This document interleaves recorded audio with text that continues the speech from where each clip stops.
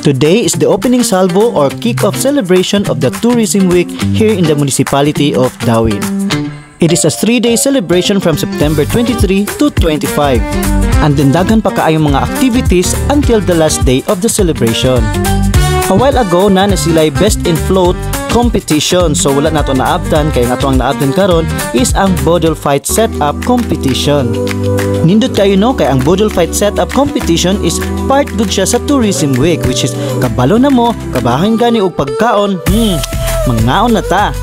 And then medyo gamay lang ang mga participants karon kay niagi pa mangyud og kinaiyahan festival og niagi pud og fiesta celebration.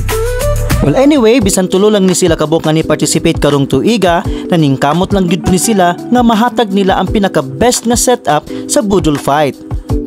And then gitagaan lang ni sila og mga pila ka oras para ma-set up nila ang mga angay ibutang sa lamisa.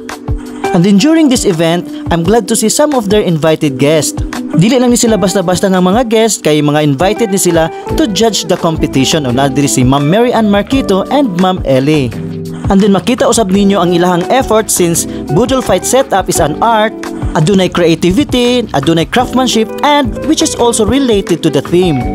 And in fairness, di pud basta-basta nga mga pagkaon ang ilang gipang display tungod kay competition man gud siya, so kinahanglan gyud nga presentable gyud ang ilang mga pagkaon no, naagud sila ikapakita nga mga designs, mga arts nga related pud sa theme.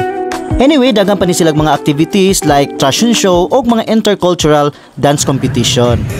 And then akong dakong pasalamat nga naapil pud mi kabusog karong adlaw kay daghan kay pagkaon amo gong gitabangan og salo-salo. Thank you so much and congratulations to all the winners.